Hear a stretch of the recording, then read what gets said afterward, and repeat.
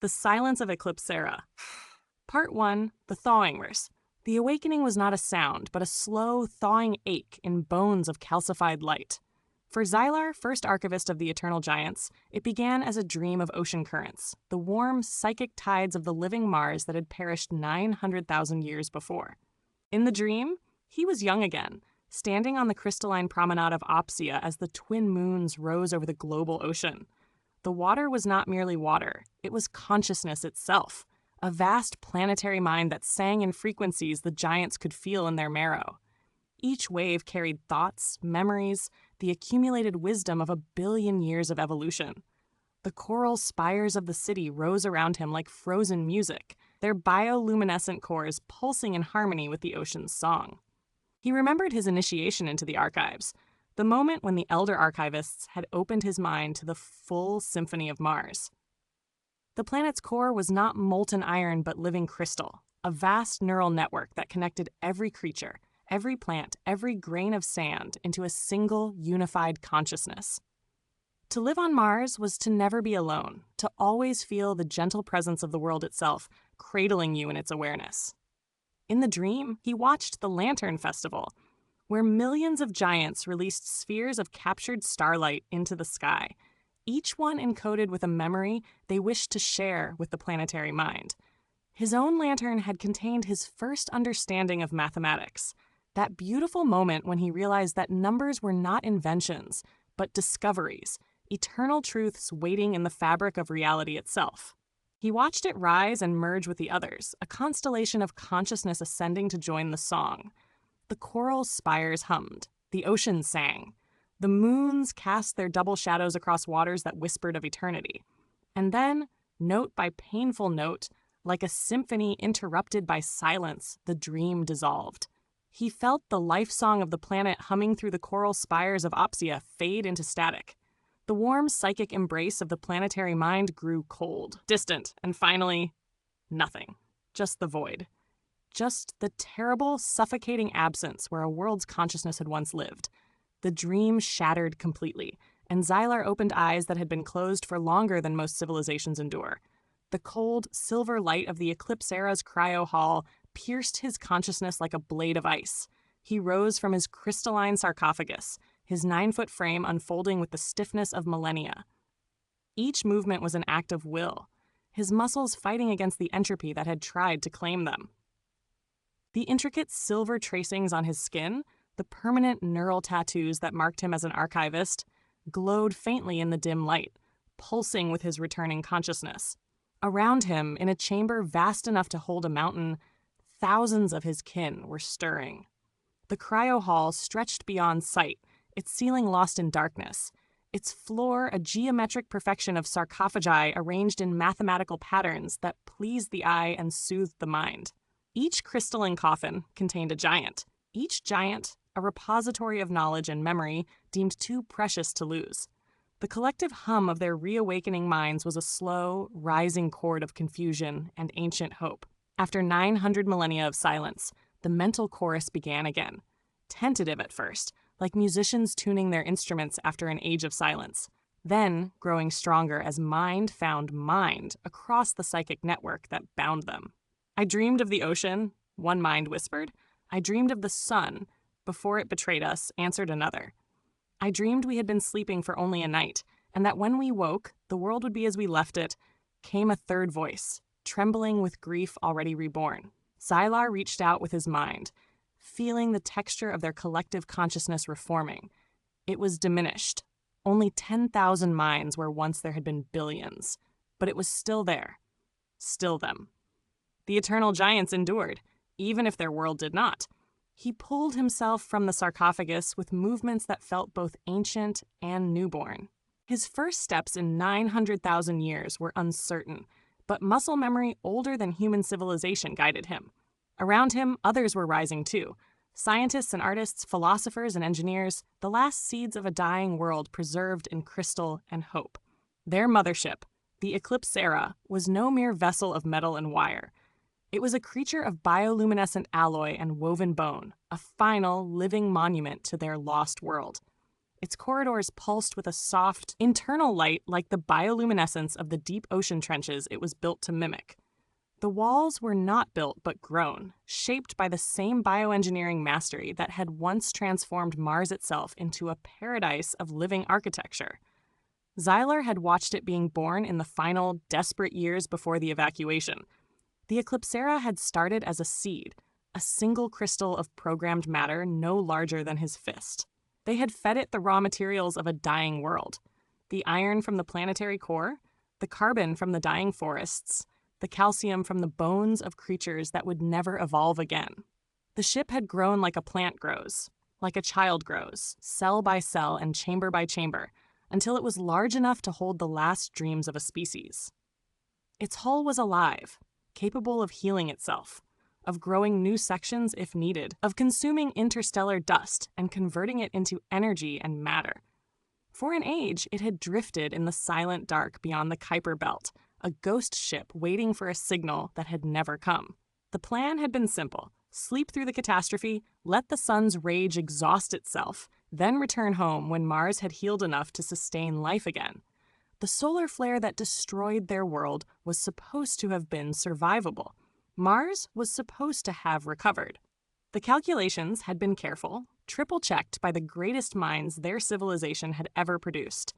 They had estimated 200,000 years for the atmosphere to regenerate, another 100,000 for the oceans to reform from the ice locked in the planet's crust.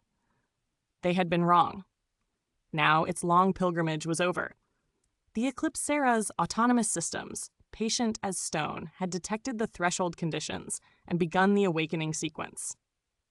The ship had returned home, drawn by gravitational tides and ancient programming, to fulfill the hope that had launched it into the dark. Xylar made his way through corridors that remembered him, their walls brightening slightly as he passed, responding to the neural signature encoded in his silver tattoos. Other giants were emerging from their chambers, their minds still fuzzy with cryo-dreams, stumbling toward the command centers and observation decks with a desperate need to know. He found himself walking faster, then running, his long legs carrying him through passages that twisted like the inside of a nautilus shell. Other giants joined him, a silent procession of hope and dread flowing toward the bridge like water seeking its level.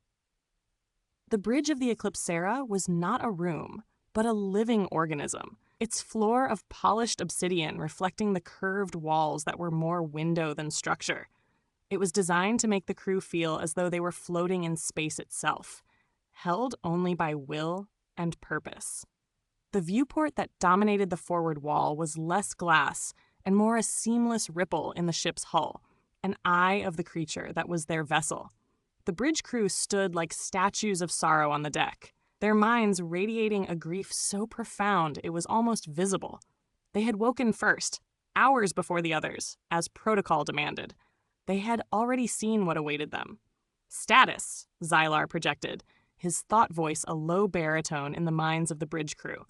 He tried to keep his mental tone neutral, professional, but he could feel his hope and fear bleeding through the psychic connection despite his control. The reply came from Lyra, the ship's navigator, her mind a placid lake of ancient sorrow that rippled with his query. She had been old when they departed, already 3,000 years into her life, and the cryo-sleep seemed to have aged her further in ways that transcended flesh. Her silver tattoos, which marked her as a master navigator, covered not just her skin, but traced patterns into her very skull, visible through the translucent bone that was a mark of her caste. "We are in orbit, First Archivist. We are home." Her mental voice carried layers of meaning. We have returned. We have failed. We are exactly where we began, and everything has changed. Xylar moved to stand beside her, his eyes following her gaze through the great viewport. Mars awaited them. But it was not the world of their memories, not the vibrant jewel of their dreams. The great global ocean, the cerulean cradle of their civilization, was gone. In its place was a silent, unending desert of red dust, pocked with the scars of dead volcanoes and craters that gaped like open graves. The polar ice caps were diminished, barely visible smudges of white against the overwhelming red. The atmosphere was so thin, it was barely present at all, a ghost of the thick, breathable envelope that had once supported billions. But worse than the visual evidence of death was the psychic silence. A suffocating void emanated from the planet where a planetary consciousness had once sung. It was a silence that screamed of extinction, a negation so complete that it was almost painful to perceive. Where once there had been a warm, nurturing presence, a mother's voice singing them to sleep, there was now nothing. Less than nothing. An absence that had weight. Xylar had prepared himself for devastation. He had known, intellectually, that 900,000 years was an incomprehensible span of time, that anything could have happened. But knowing was not the same as seeing. Knowing was not the same as feeling the dead silence where a world's soul had once lived. Around him, the minds of the bridge crew radiated variations on the same theme of grief. Kale, the security commander, burned with rage, the helpless fury of a protector who arrived too late. Theron, the chief scientist, emanated a cold, analytical horror as his mind cataloged the ways their home had died. Young Mira, barely 2,000 years old when they departed, simply wept, her psychic sobs resonating through the mental network until others had to dampen their connections to her. "Take us closer," Xylar commanded, his mental voice steady despite the earthquake in his soul. "I need to see." Part 2. The Ruins of Hope. They descended in a single, tear-shaped scout vessel, its hull shimmering as it cut through the thin, dead atmosphere. The Eclipsera remained in orbit, too massive and precious to risk in a descent through an atmosphere they no longer understood. The scout ship was a child of the greater vessel, grown from the same living metal, connected to its parent through quantum-entangled crystals that allowed instantaneous communication. Xylar piloted it himself, his hands on controls that responded to both physical touch and psychic command. Beside him sat Lyra and Kale, with Theron occupying the sensor station behind them. They had argued briefly about who would make this first descent. Everyone wanted to come, needed to come, but protocol and caution had won out. 4 was enough for reconnaissance. 4 was not so many that they would all die if something went wrong. The descent was smooth, eerily so. There was almost no atmosphere to fight, no turbulence to navigate. They fell through the thin air like a stone through water, the scout ship's biohull glowing faintly with the friction of even that attenuated passage. They landed where their capital, Opsia, had once risen on spires of living coral and psychic resonance. Xylar had been born in this city, had lived his first 800 years within sight of its tallest towers. Those towers had caught the light of the twin moons and reflected it back in patterns that told stories, sang songs, preserved the history of their civilization in architecture itself. Now, only the broken teeth of its highest structures remained, half buried in ochre dust that shifted in the desolate wind.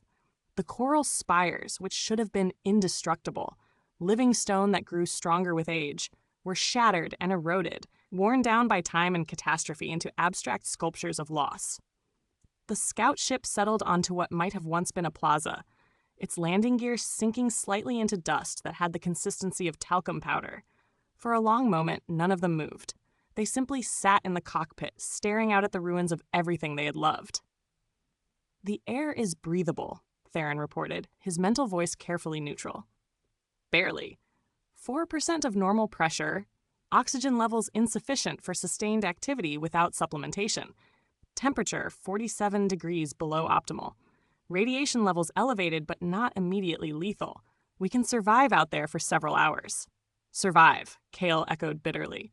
What a word to use for coming home.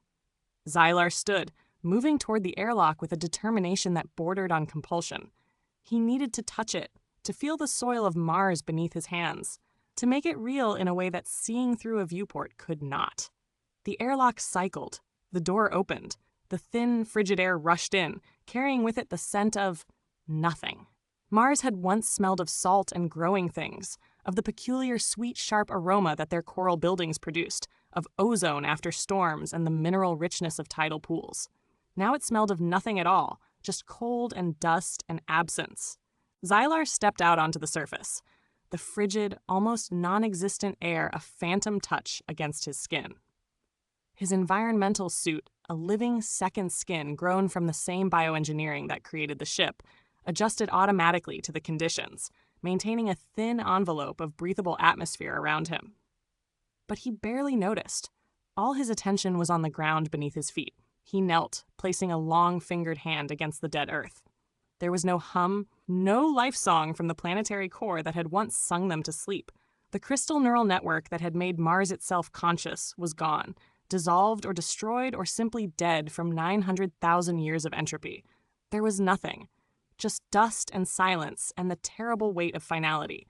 He sifted the red dust through his fingers, the grains as fine as powdered blood. This was not soil, it was ash. This was not earth, it was grave dirt. They had slept through the death of their own hope, and now they stood in its remains. Xylar, Lyra's mental voice, was gentle, tentative. She stood beside him now, her own hand touching the ground. The readings. Theron says the atmospheric loss was catastrophic. Not gradual weathering over time, but something sudden, recent in geological terms, perhaps only 50,000 years ago. Recent, Xylar repeated numbly. We missed it by such a small margin then. If we had woken sooner.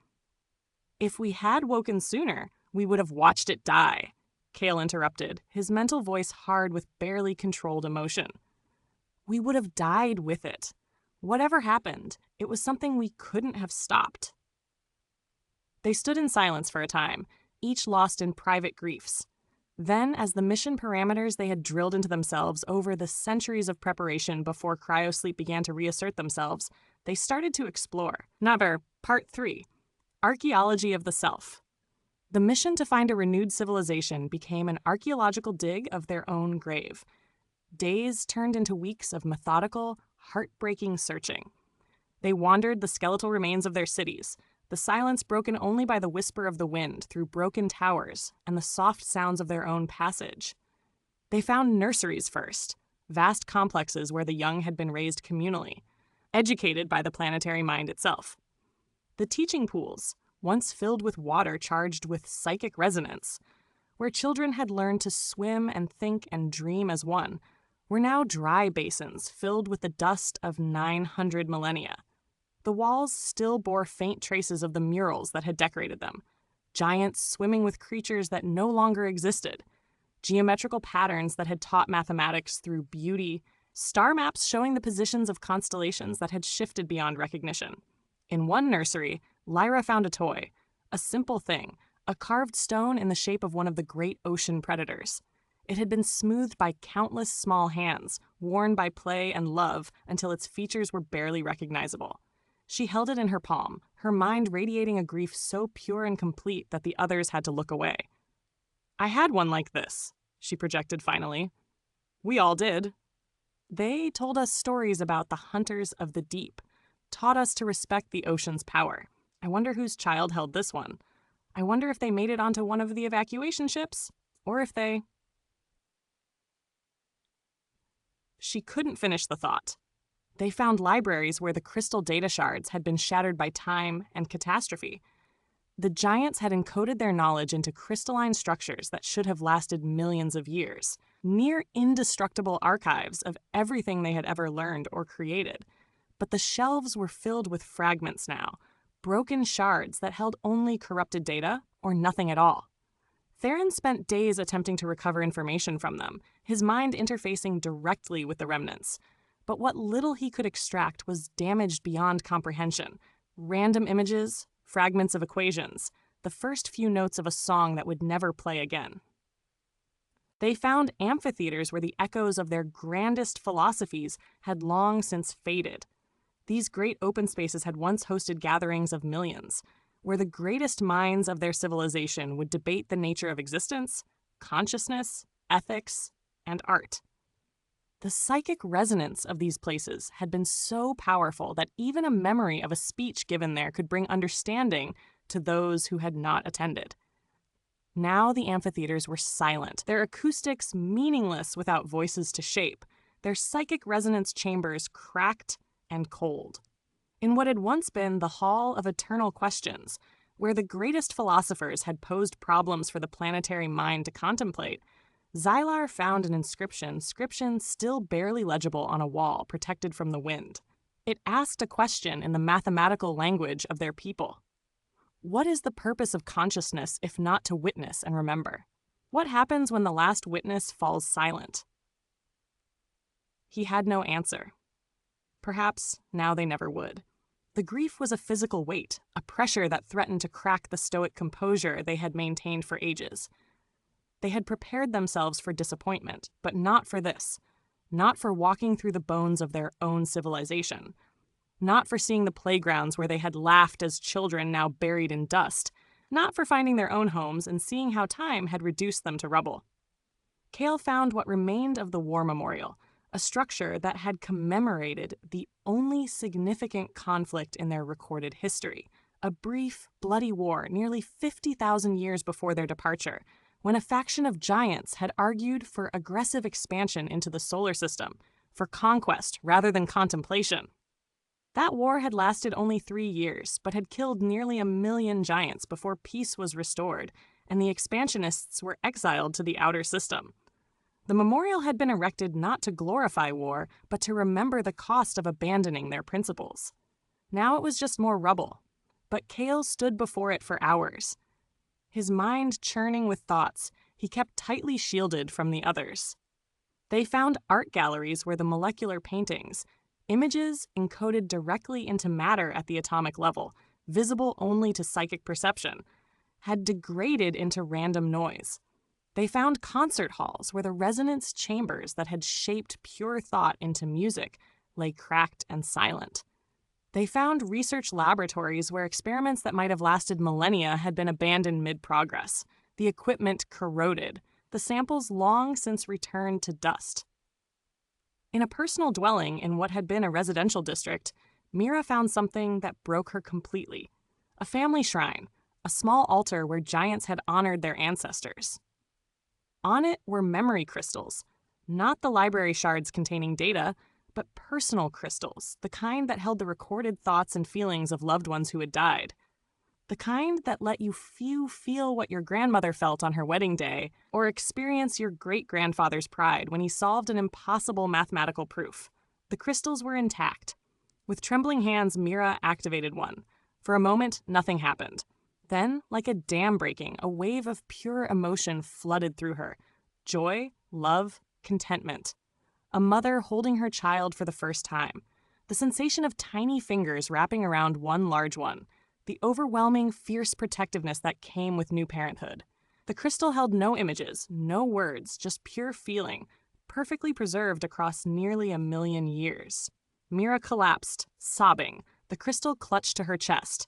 The others gathered around her, their minds linking with hers, sharing her grief and her joy, experiencing together the presence of a person long dead but momentarily, impossibly alive again in memory. They took the crystals with them, as many as they could carry. They became the first pieces of their own history that they actively salvaged. Not data or technology, but feeling, personality, the essence of individuals who had loved and lived and died on a world that no longer existed. Now for Part 4, The Testament. The truth was found not on Mars, but within the Eclipsera's own heart, the deep archive Xylar was sworn to protect. After 3 weeks of fruitless searching through the ruins, he had returned to the ship, exhausted and defeated, and retreated to the one place that gave him comfort: the archives. The archive chamber was the physical and psychic center of the Eclipsera, a vast spherical room at the ship's core where every scrap of knowledge the giants had deemed worth saving was stored. Crystalline matrices lined the walls, floor, and ceiling, each one containing libraries worth of information. At the center of the sphere, suspended in a zero-gravity field, was the Master Archive, a crystal the size of a giant's head, encoded with the core knowledge of their entire civilization. Xylar floated in the center of the chamber, his mind interfacing directly with the archive through his neural tattoos. He had spent decades before the departure cataloging and organizing information, deciding what was essential and what could be left behind. Now he returned to that work, seeking what? Comfort? Explanation? Escape? He sifted through the stored knowledge, letting memories wash over him, the complete works of Thalon the philosopher. The mathematical proofs that had explained the nature of psychic consciousness. The genetic codes of 10,000 species that had lived in Mars's ocean. The architectural plans of every major city. The complete sensory recordings of the last Festival of Lights, captured from 1,000 different perspectives. so that future generations could experience it as if they had been there. But buried under terabytes of corrupted data from the final, cataclysmic solar flare that had boiled their oceans, he found something he had not cataloged, something he had not known existed. A sealed file, protected by layers of psychic encryption that only an archivist of his rank could unlock. A file marked with the seal of the last council, the emergency government that had ruled during the final evacuation. His mind trembled as he began to unlock the layers. This was not meant for casual viewing. This was a testament, a final message from the last leaders of their civilization to whoever might eventually access it. To him, specifically, he realized as he broke through the final encryption layer and saw that it was keyed to the neural signature of the first archivist, whoever that might be. A file marked, "For those who return." He opened it. The archive chamber dissolved around him, replaced by a psychic recording of perfect clarity. He stood, or his mind stood, in what appeared to be the Supreme Council chamber of Opsia in the final days before the evacuation. The chamber was in chaos. Giants moved in and out of frame, their minds radiating panic and determination in equal measure. The twin moons were visible through the great windows, but the sky between them was wrong, streaked with auroras of unnatural colors as Mars's atmosphere began to boil away under the sun's unexpected rage. At the center of the chamber stood the Elder Chancellor, his features etched with a despair that Xylar now understood intimately. The Chancellor was ancient even then, nearly 5,000 years old, his silver tattoos covering almost his entire body in recognition of a lifetime of service and wisdom. "If you are seeing this," the Chancellor began, his psychic voice heavy with cosmic grief, "then you have returned, and you have found our world dead. I am sorry. I am so very sorry. We failed. We could not save it." Xylar felt tears, actual physical tears, streaming down his face in the real world as he watched the recording. "We cannot save our world," the Chancellor continued. "The solar flare was worse than we predicted. Not just one eruption, but a series of them. A storm that will not cease for 100,000 years or more. By the time you return, Mars will be dead. The atmosphere will be gone. The ocean will be ice or vapor, lost to space. The planetary mind will have fallen silent, dissolved without the neural network of liquid water to sustain it." The Chancellor paused, his image flickering slightly as the recording struggled to maintain coherence through corrupted data layers. "We realized this 3 days ago," he said. 3 days. We have known for 72 hours that everyone we are leaving behind will die, that the world itself will die, that everyone on the evacuation ships, including you, Archivist, will return to a graveyard. Another pause. The Chancellor seemed to age before Xylar's eyes, his shoulders bowing under the weight of knowledge. "But we will not send you back to nothing," he said, his voice gaining strength. "We will not let our people, our world, our entire civilization simply vanish as if we never existed. If we cannot save our world, we will save the memory of it. We will send our future." The scene shifted. Xylar found himself in a vast construction hangar, one of the orbital facilities that had been building the Eclipsera and other evacuation vessels. But now the giants there were working on something different. Smaller ships, dozens of them, each no larger than a small residence. "We call them the seed ships," the Chancellor's voice continued in narration.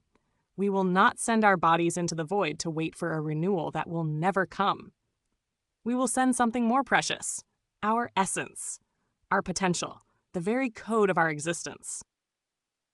The recording showed giants working with desperate speed, encoding data into crystalline matrices much smaller and more compact than those in the archives. But these weren't storing information. They were storing life itself. The genetic codes of the giants, broken down into their component parts, encoded into a viral structure that could theoretically merge with other life forms.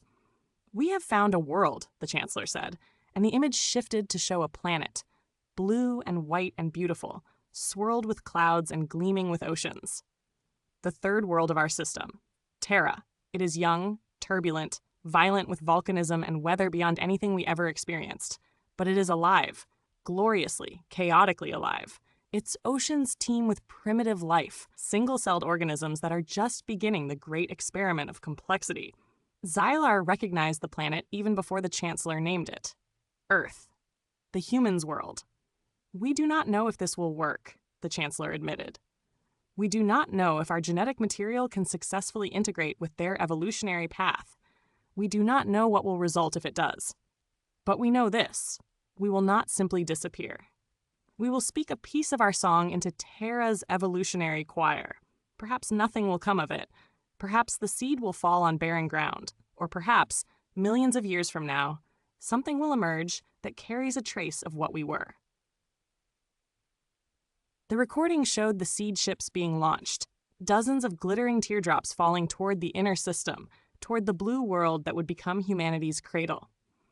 They carry no giants, the Chancellor said. They carry the essence of us, fragments of our core DNA, the very architects of our intelligence, our psychic sensitivity, our drive to create and understand and preserve. These fragments are encoded as a viral benediction, designed to merge with the planet's burgeoning primordial soup. We have not tried to conquer the world, but to join it, to whisper a piece of ourselves into its future. The image returned to the council chamber. The Chancellor looked directly at Xylar across the gulf of 900,000 years, his eyes burning with an intensity that transcended the recording. "If you are watching this, Archivist, then you must make a choice," he said. "You must decide what to do with this knowledge. We have planted a garden we will never see. You may be the only ones who will. What you do with that knowledge is not something I can command from the grave of our world."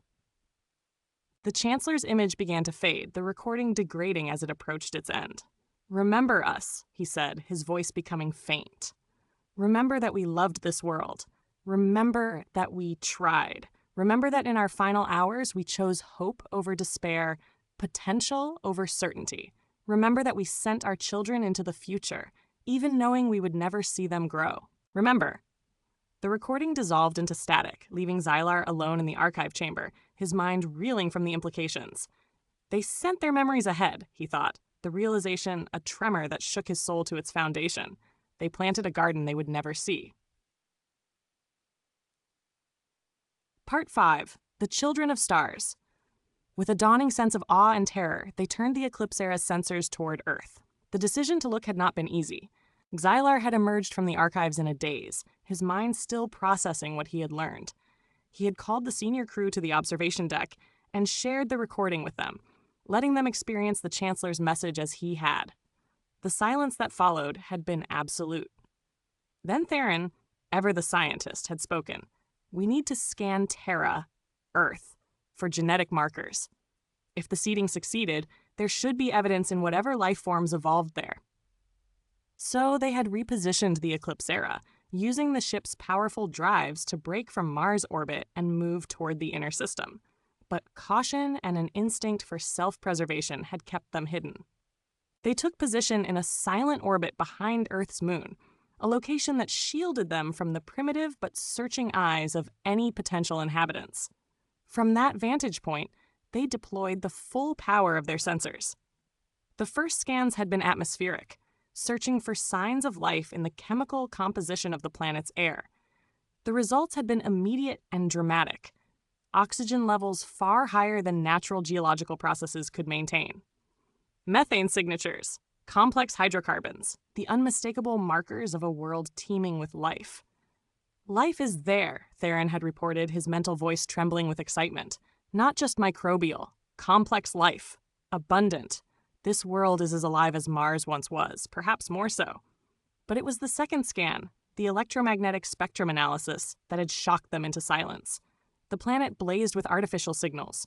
Radio transmissions filled the spectrum, a chaotic symphony of carrier waves and modulated frequencies that spoke of advanced technology. The signals were not coherent to their receivers. The encoding was alien, the protocols unknown, but their existence was undeniable.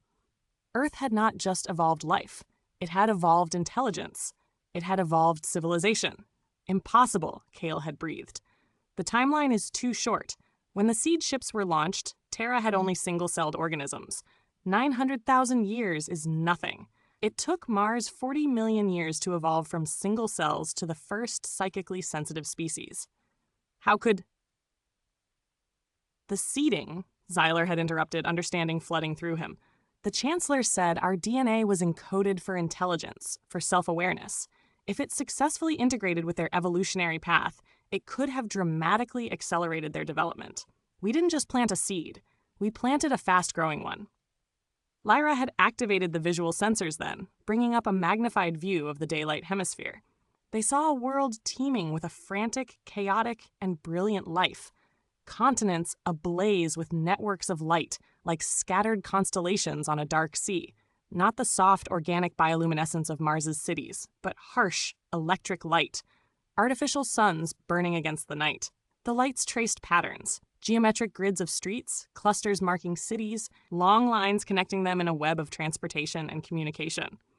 As they watched, the planetary rotation brought more into view.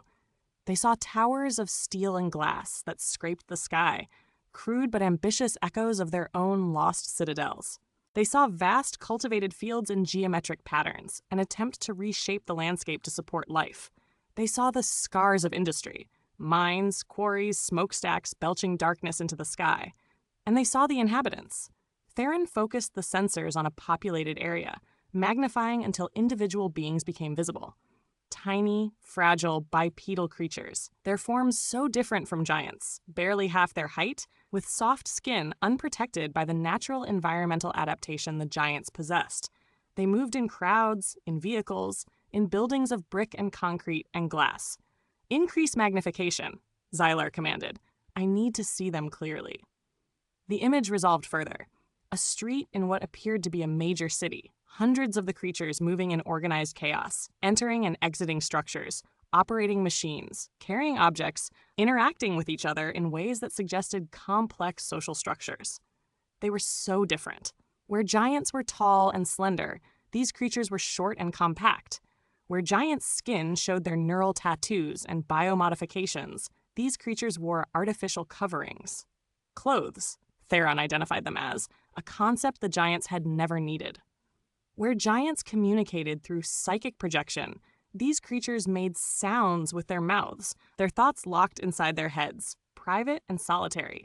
And yet, there was something in the way they moved, a purposefulness, an energy, a restless drive that seemed familiar somehow. "Full genetic scan," Theron commanded, his hands moving over his instruments with practiced precision. "I want a complete workup of their DNA structure." The Eclipsera's deep scanners, designed to analyze biological systems from orbit, went to work. It took hours. The ship's systems were calibrated for giant biology and had to be adjusted to parse something so alien. But eventually, the results appeared on the central display, a double helix structure, similar to but distinct from the giant's own spiral genetic code. Theron's mind worked through the analysis, comparing the human genetic structure to the archived templates of giant DNA. The answer came back, undeniable and profound. There, Theron projected, highlighting sections of the human genome on the display. And there, and there. Fragments of our genetic code woven through their entire species. Not dominant, maybe 2% of their total DNA, but present, persistent, active. He expanded the analysis, showing how those fragments had integrated with the native terrestrial DNA, creating hybrid structures that enhanced neural development, increased cognitive capacity, created the potential for abstract thought and self-awareness. The viral insertion was successful, he continued, his mental voice filled with wonder. It merged with their ancestral species approximately 3 million years ago, based on the mutation rate analysis. The seeding didn't create them, but it changed them. It pushed them toward intelligence, toward consciousness, toward us, Lyra finished softly. They are not a failed copy of us. They are something new, born from our essence and Earth's chaos. The fragmented DNA of the giants was woven through them, a hidden thread of starlight in their biological tapestry. It had guided their evolution, a silent, unseen hand nudging them toward intelligence, toward self-awareness, toward looking at the stars and wondering if they were alone. Humanity, their descendants, their children, born of a desperate dream nearly 1 million years old. For days, the giants watched them, transfixed. They saw cities that never slept, blazing with light and activity at all hours. They saw the humans' wars, brutal, primitive conflicts that made Kale's fists clench in protective fury. But they also saw their art, buildings of breathtaking beauty, Music that, while lacking psychic resonance, carried emotional weight in pure sound. Visual art that captured moments of truth with pigment and canvas. They watched a lone figure on a desolate plain painting a memory onto a cave wall, an echo of their own archival instinct, the need to preserve and remember made visible in ochre and carbon. The painter was human, primitive by the giant's standards, but the drive was the same. The need to say, I was here. I saw this. I want it to be remembered. They heard a symphony, its cascading notes a faint, chaotic reverberation of the mathematical music of their own planet's core. The composer would never know that the harmonic structures they had discovered echoed patterns that had once existed in living crystal deep beneath Mars's ocean. But the echo was there, undeniable, a ghost of memory encoded in DNA and expressed in sound. They watched scientists peering through telescopes at Mars, studying their dead world with instruments that were crude but effective. They watched children in schools learning about the solar system, their young faces bright with curiosity about the red planet that was, unknowingly, their ancestral home. In the humans' restless ambition, their yearning for meaning, their fear of oblivion, they saw themselves, not reflected perfectly, but refracted through 900,000 years of evolution and the wild creativity of a different world. The giants had been contemplative, philosophical, unified through psychic connection. The humans were fractious, diverse, isolated in their own minds, but burning with an intensity that was both beautiful and terrifying. They live so fast, Mira observed, watching a human lifetime compressed into accelerated time-lapse. Birth, childhood, maturity, old age, death, all in less than a century. We live for thousands of years, and I think we accomplish less in a millennium than they do in a generation. It was true.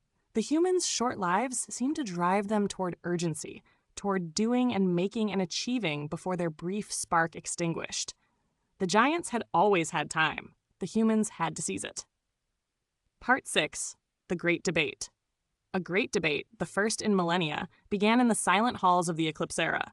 The giants gathered in the council chamber, a circular room grown from the ship's living hull, its walls translucent and glowing softly with bioluminescence. 10,000 minds, the last of their kind, came together in psychic concert to decide a question that would define the future of two civilizations. We must reveal ourselves, Kale argued, his warrior's mind burning with protective fire. He stood at the center of the circle, his 7-foot frame radiating intensity. They are our children, lost and wandering in the dark. Look at them. He gestured, and the walls of the chamber became transparent, showing real-time feeds of Earth below. Images flowed across the walls, cities choked with pollution, forests being stripped bare, oceans filling with waste. Wars in progress, bombs falling, people fleeing in terror, children starving while others feasted.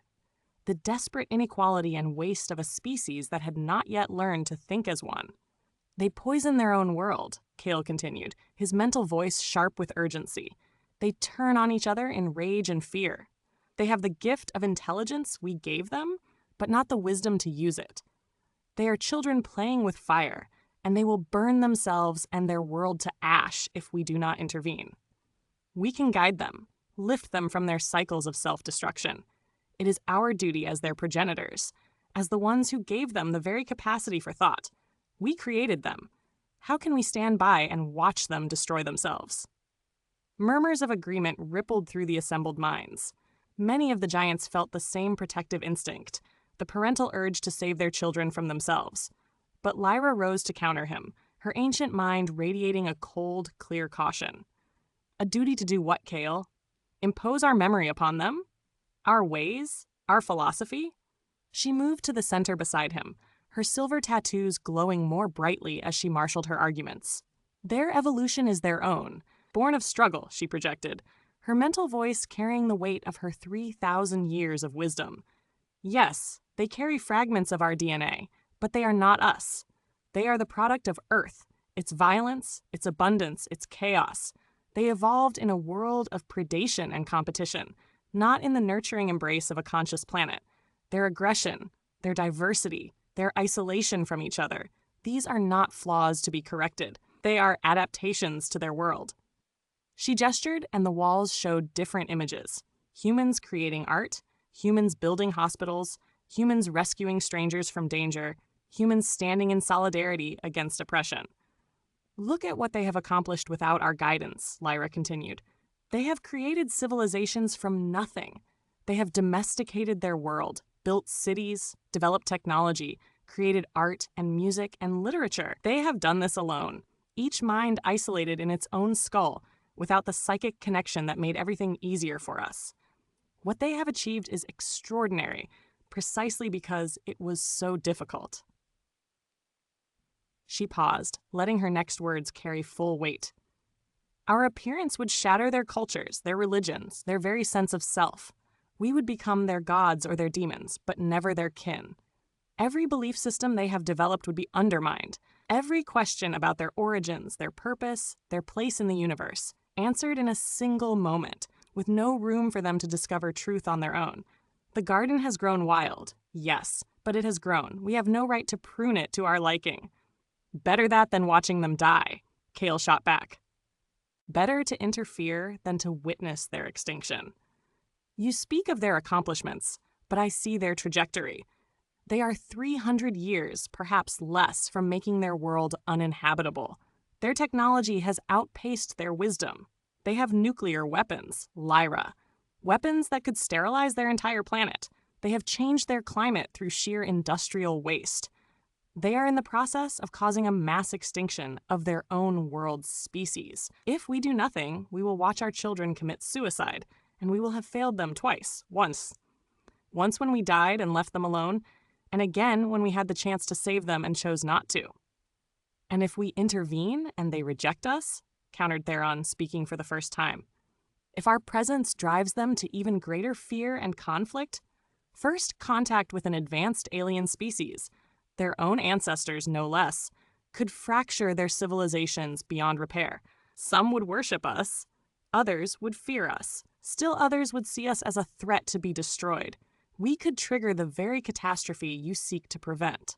The debate raged on, day after day, each side marshaling arguments, each perspective finding support among the assembled giants.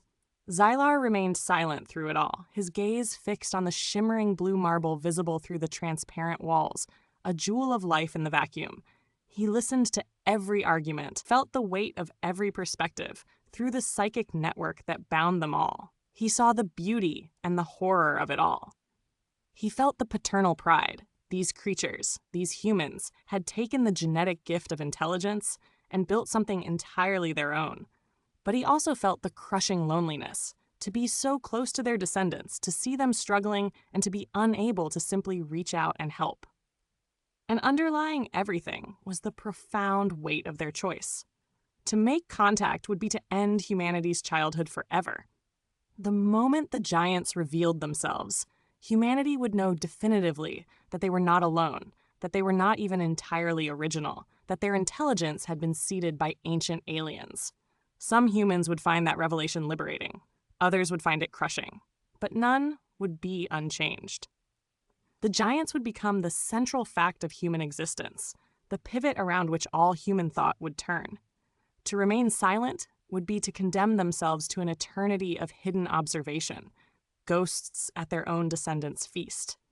To watch humanity struggle and fail and triumph, to see them make choices the giants would not have made, to witness suffering the giants could alleviate, all while maintaining absolute silence. To be present but absent, to love but not touch, to care but not act. Xylar felt the weight of both choices pressing down on him like the gravity of a collapsing star. He retreated to the archives, seeking an answer not in the arguments of the living, but in the wisdom of the dead. Part 7. The Wisdom of Ghosts. The archive chamber welcomed him like an old friend. Xylar floated in the zero gravity at its center, surrounded by crystalline matrices that contained the accumulated knowledge of 1 billion years of civilization. Here, in the silence broken only by the soft hum of the ship's systems, he could think. He sifted through the memories of his world, not seeking specific information, but searching for the spirit of his people. He revisited the great philosophical debates that had shaped Martian civilization. The Harmony Accords, which had established the principles of non-interference with developing worlds they might encounter. The ethics of creation, which addressed the responsibilities of those who had the power to shape life. The Meditation on Mortality, which explored how the inevitability of death gave meaning to existence. He found the teachings of Thalen, the philosopher whose works he had studied as a youth.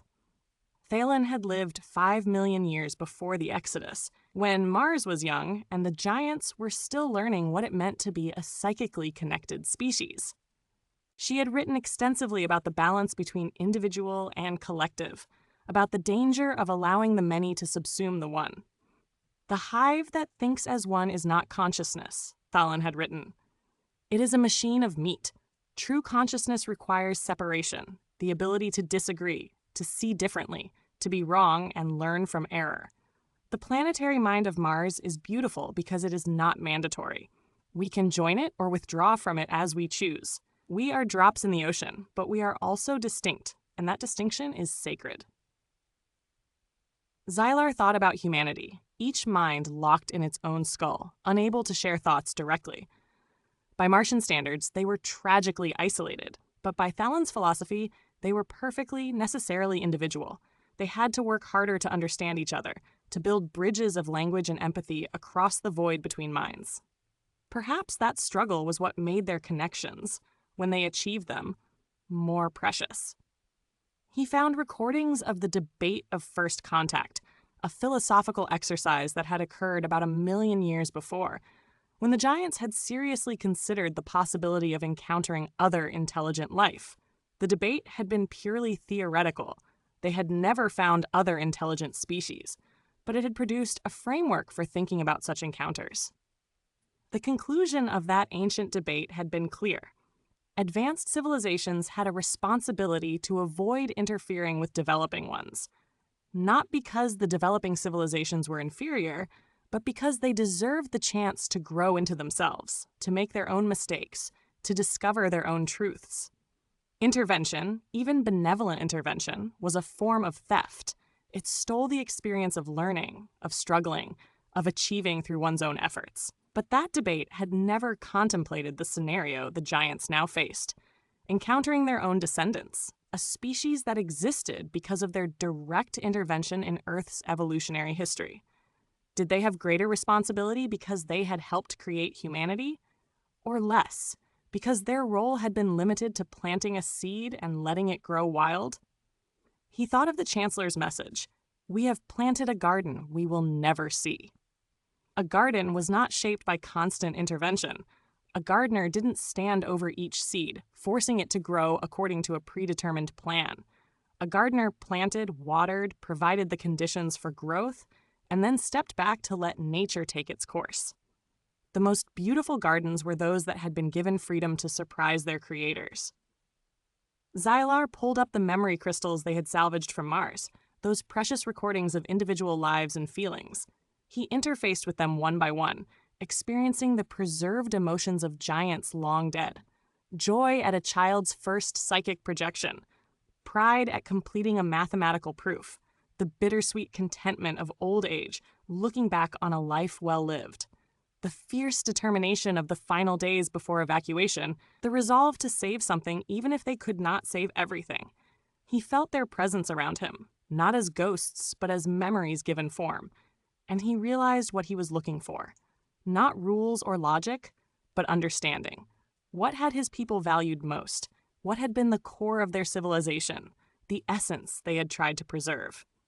The answer came to him in the voice of his own long-dead mentor, an archivist who had trained him millennia ago.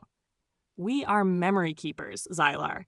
Our purpose is not to control the future, but to preserve the past so that the future has a foundation to build upon.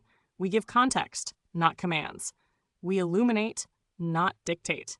He thought about humanity's own memory keepers, their historians, their archivists, their artists who captured moments in time. They did the same work in their own way. They preserved so that future generations could learn, could understand, could build upon what came before. What is the final purpose of a memory? He asked the silent archives around him. The answer came not from any specific recording, but from the synthesis of everything he had studied, everyone he had been, everything his civilization had stood for. Not to be relived, but to be a foundation upon which new memories can be built. His ancestors had not sent their armies or their kings. They had sent a seed, a potential, an echo. Their final act was not one of conquest, but of surrender, a release of their legacy into the unknown, trusting that something beautiful might grow from it. They had not tried to make Earth into a copy of Mars. They had given Earth the tools to become more fully itself. To reveal themselves now, to impose their presence and their wisdom on humanity, would betray that final gift. It would transform the seed into a cage, the whispered suggestion into a command. It would make humanity's evolution about the giants rather than about humanity itself. Xylar's mind settled into clarity, the churning uncertainty crystallizing into diamond-hard conviction. He knew what he had to do. He knew what his people, the real spirit of them, not just the frightened survivors, but the essential nature of what Mars had been, would want him to do. He returned to the council chamber, his mind as clear and calm as the Martian sky of his dreams. Part 8, the silent vigil. The council fell silent as Xylar entered. They could feel the change in him, the resolution that radiated from his mind like light from a sun. He moved to the center of the chamber, and 10,000 minds focused on him with absolute attention. "We will not make contact," he projected, his thought voice resonating with the finality of a closing book. The mental words carried weight, authority, and a sadness that was profound but not despairing. A ripple of reaction moved through the assembled giants: surprise, relief, dismay, anger. Kale's mind blazed with protest, but Xylar raised a hand, asking for patience. "Our time is done," he continued, letting them feel the full depth of his conviction. "Our civilization does not need to be reborn. It needs to be remembered, and it is, in them." He gestured, and the walls of the chamber became windows again, showing Earth in all its chaotic glory. But this time, instead of focusing on the problems, he directed their attention elsewhere. "Look," he commanded gently. "Our drive to build is in their cities. See how they reach toward the sky, how they create structures of beauty and function. They do not build with living coral as we did, but they build. The impulse is the same." The view shifted to a vast library, humans moving among shelves filled with millions of books. Our love for story is in their books and films. They are memory keepers, just as we were. They record their histories, preserve their knowledge, tell stories to explain themselves and to their children. They archive. They remember. The form is different, but the essence is identical. Another shift to a massive telescope pointed at the stars, human scientists studying the cosmos. Our curiosity is in their telescopes, in their space probes, in their relentless drive to explore and understand. They look at the stars and ask the same questions we asked. What is out there? Are we alone? What is our place in the vastness? That curiosity, that is our gift to them, woven into their very genes. He turned their collective gaze to a playground where human children laughed and played, their young faces bright with joy. "They are not a failed copy of us," Xylar projected with fierce certainty. "They are a new song, played with a few of our old notes. To interfere would be to silence them just as they are learning to sing. To impose ourselves on them would be to transform their song into an echo of ours, and the universe has enough echoes. It needs new music." He let that sit for a moment, feeling the resistance in some minds softening, the understanding spreading through their psychic network. "Kale, you fear for them, and that fear is noble," Xylar continued, directing his thoughts toward the warrior. "But think, if we had been contacted by an advanced species in our youth, before we learned to think as one planetary mind, what would have happened to us? Would we have developed our philosophy, our ethics, our unique approach to existence? Or would we have become imitations of our mentors, forever trying to live up to their example rather than becoming fully ourselves?" Kale's mind churned with conflict, but Xylar could feel him beginning to understand. They face challenges, yes. They may fail. They may destroy themselves. And if they do, it will be a tragedy beyond measure. But it will be their tragedy, their choice, their responsibility. And if they succeed, Xylar's mental voice filled with hope. If they survive their adolescence and mature into a true spacefaring civilization, it will be their triumph. Earned, owned, real. Not handed to them, but achieved through their own struggle and growth. "And if they come looking for us?" asked an older giant, one of the scientists. If they develop the technology to detect us, if they find evidence of the seeding, if they ask us directly, then what? Then the choice becomes theirs, Xylar replied. If they find us through their own efforts, if they reach out deliberately, then we can respond. But until that day, we remain silent. We watch, we record, we remember for them until they are ready to remember for themselves. You condemn us to an eternity of isolation, Kale said, his mental voice heavy with resignation but no longer with anger. To watch our children from afar, never holding them, never guiding them. I do, Xylar acknowledged. And it is a hard fate, but it is the right one. Our ancestors made their choice 900,000 years ago. They sent a seed, not a blueprint. A gift, not a chain. We honor that choice by continuing it. We become the ghosts that haunt Mars, the silent witnesses to humanity's story. It is not the immortality we dreamed of, but it is immortality nonetheless. The debate was over. They could all feel it. The resolution had been found, not through argument, but through understanding. Their new purpose settled upon them, not with the fire of revelation, but with the quiet dignity of acceptance. They were no longer pilgrims seeking a home. They were keepers of a silent vigil, guardians of a memory they could never claim, witnesses to a story in which they could not participate. Part 9. The Archive of Tomorrow. From the dark side of the moon, the Eclipsera watched, its living hull shimmering like a captive star. The giants restructured their entire existence around their new purpose. They were no longer merely survivors. They were archivists of humanity's story. Xylar spent his days, and they were days now, measured by Earth's rotation rather than Mars's lost rhythms, in the archives. But he was no longer just looking back at the past of Mars. He was recording the present of Earth, chronicling the turbulent, beautiful, and fleeting lives of their distant children. They developed protocols, methods for observing without interfering. The Eclipsera's sensors could detect and record almost anything happening on Earth's surface, but they used that power judiciously, sampling rather than surveying, witnessing key moments rather than cataloging every detail. Xylar recorded humanity's first stumbling steps into space, feeling a profound secret pride when humans stood on their own moon for the first time. He watched that moment through every sensor the Eclipsera possessed, capturing the scene from 100 angles. A human in a clumsy suit, bouncing awkwardly in the low gravity, planting a flag and speaking words about one giant leap for mankind. The giants could have done it better, more elegantly, with technology that would have seemed like magic to these primitive astronauts. But that wasn't the point. The point was that humanity had done it themselves, had built their rockets and solved their problems and taken the risk, and succeeded. Xylar wept as he recorded it, his tears mixing with pride and loss in equal measure. He recorded their triumphs of art, a painter completing a masterpiece, a composer conducting a symphony, a writer penning the final words of a novel that would change how millions of humans thought about themselves. He saw in each work the echo of Martian creativity, the drive to make meaning out of chaos, to create beauty in defiance of entropy.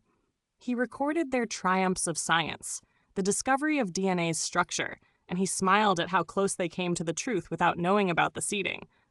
The development of computers, the splitting of the atom, the cure for diseases that had plagued them for millennia. Each discovery was a step closer to the giants' own level of knowledge, achieved independently, earned through human cleverness and persistence. But he also wept for their self-inflicted tragedies. He recorded their wars, unable to look away even as he wanted to. The mechanized slaughter of their global conflicts, the use of atomic weapons, turning the very power of the stars into instruments of death, the genocides, the ethnic cleansings, the casual cruelties humans inflicted on each other. Each atrocity was a reminder that intelligence was not wisdom, that consciousness did not guarantee compassion. They are so young, Lyra would say, watching alongside him. Mars had wars too in our youth. We grew past them. Perhaps humanity will as well. Perhaps, Xylar would reply, or perhaps they will destroy themselves.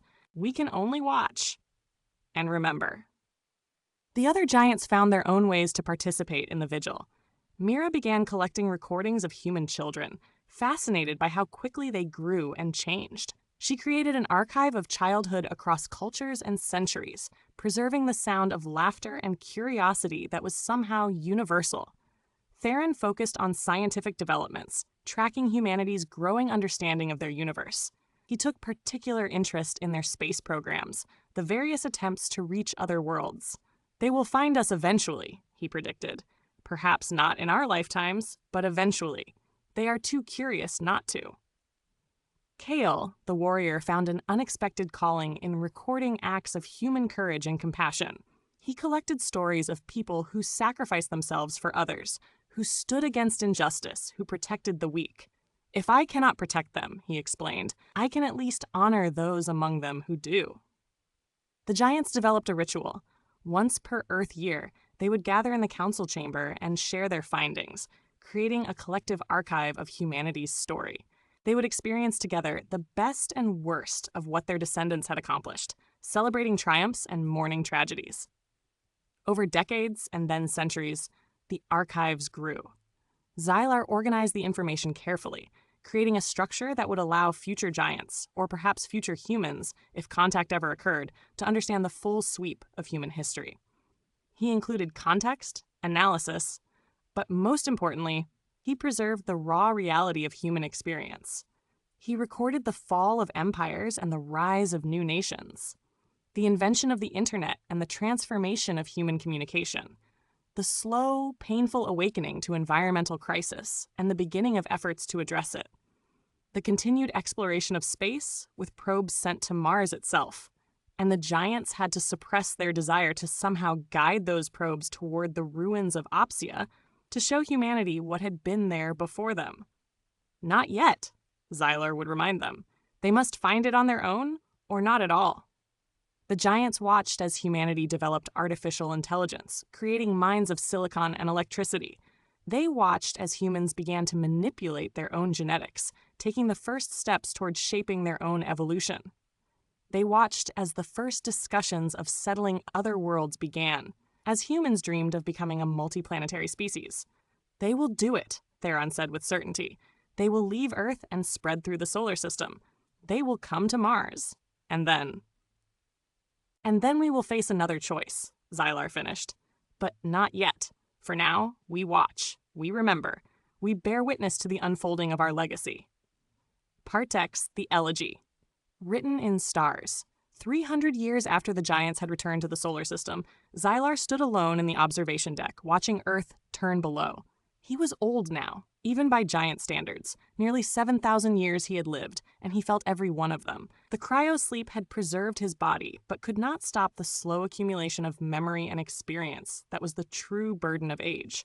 He thought often of his mentor's words, spoken so long ago in a world that no longer existed. To be an archivist is to be intimate with loss. We preserve what is passing away. We hold on to what others are ready to release. We are the memory of a civilization, and memory is always tinged with sadness. He had not understood then. He understood now. The human world had changed so much in 3 centuries. They had established permanent settlements on the moon, were beginning to terraform Mars, and the giants had agonizing debates about whether to somehow discourage this, to preserve Mars as a memorial, but ultimately decided that humanity's need for living space outweighed the giants' desire for a grave marker. Humans had sent probes to every planet in the solar system, had begun to look toward the stars themselves. They were so close now. Close to having the technology to detect the Eclipsera, close to finding evidence of the seeding in their own genes, close to asking the questions that would demand answers. How much longer? Kale had asked him recently. How much longer do we remain silent? Until they are ready, Xylar had replied. Or until they find us, whichever comes first. But he wondered sometimes if he hoped they would never find out. If the most beautiful gift the giants could give humanity was to remain forever mysterious, forever unknown. To be the ghost in the machine of human evolution, the invisible hand that guided but never grasped, the memory that lived on without ever being recalled. Their civilization was gone, but it had not vanished. It echoed in the laughter of a human child, in the questions of a scientist, in the courage of an explorer reaching for a new world. The eternal giants had found their immortality, not in survival, but in the enduring, unwitting memory of a species that would never know their name. They had become a myth before they were ever a memory, their elegy written in the stars, their hope alive on a world they could never touch.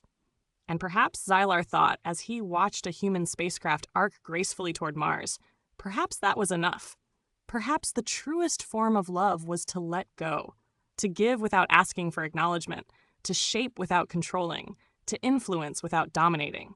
The Eclipsera would continue its vigil. The archives would continue to grow. The giants would continue to watch and remember and hope, ghosts haunting the descendants they had helped create but could never claim. In the end, their silence was not abandonment, but respect. Their distance was not indifference, but love. Their invisibility was not absence, but the most profound presence of all, the presence of those who give everything and ask for nothing in return. Mars was dead, but its children lived. And in their living, in their struggling, in their reaching toward the stars with hope and wonder and determination, the spirit of Mars endured. The eternal giants had not survived, but they had not truly died either. They existed in the space between, neither fully present nor fully absent, neither entirely remembered nor entirely forgotten. They were the whisper in humanity's DNA, the suggestion in their curiosity, the echo in their drive to explore and understand and preserve. And they would remain there, silent and watchful, until the stars themselves grew cold. Or until, perhaps, humanity looked up at the right moment and truly saw the ghosts that had been there all along, waiting patiently in the dark, proud of their distant children, and ready at last to speak. But not yet. Not yet. The vigil continued. The archives grew. The humans dreamed and built and reached ever higher. And on the dark side of the moon, hidden in shadow and silence, the last remnant of Mars watched over the greatest legacy any civilization had ever left. The gift of consciousness, freely given and never reclaimed, echoing forward through the eons into an unknown but infinitely possible future. End.